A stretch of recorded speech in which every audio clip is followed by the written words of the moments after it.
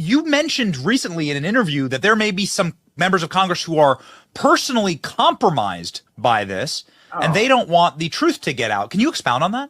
Yeah, 100%. You got powerful people, and they write the big checks. Well, let's be honest. And powerful people in this country, they write the big checks. They hate this country. They hate what we're about, but they love their portfolios and they love their money more than they do anything else. And they protect it, and they protect the people that do that. And by doing so, the old honeypot, the Russians do that. And I'm sure members of Congress have been caught up. Why in the world would good conservatives vote for crazy stuff like what we've been seeing out of Congress? It's how it works.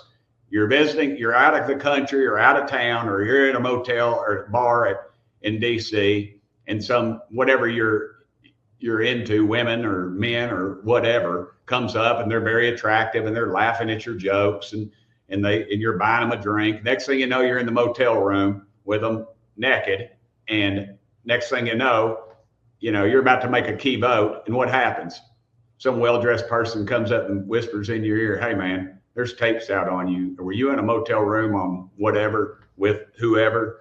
And then you're like, uh-oh, and said, "You really ought not be voting for this thing." A judge has ruled that a list of the late Jeffrey Epstein's associates be released to the public, and according to Republican Representative Tim Burchett, some Republicans are about to be implicated. On right-wing podcaster Benny Johnson's show, Representative Burchett of Tennessee said that this is bad because there are quote-unquote bad people who go around writing quote-unquote bad checks and honeypotting and blackmailing otherwise good conservative men.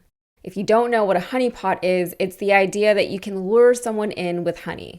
The honey, of course, is a beautiful person who seduces the target and lures them into a compromising position. In Burchett's own words, quote, "They're very attractive and they're laughing at your jokes, and you're buying them a drink. Next thing you know, you're in a motel room with them naked."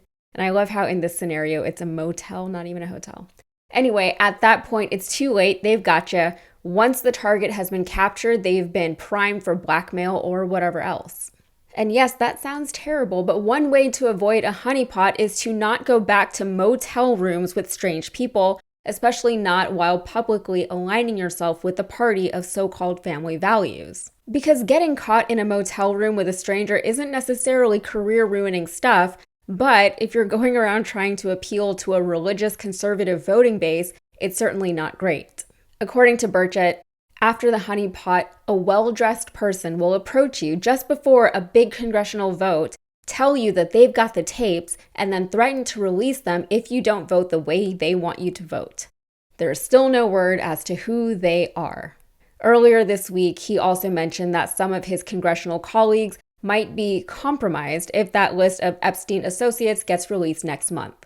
The honeypot theory put forth by Burchett has not been confirmed to be either true or false. Even from Burchett's statements, it's unclear whether he actually knows that this is happening or if he's just speculating. He proposed the theory asking, quote, "Why in the world would good conservatives vote for crazy stuff like what we've been seeing?"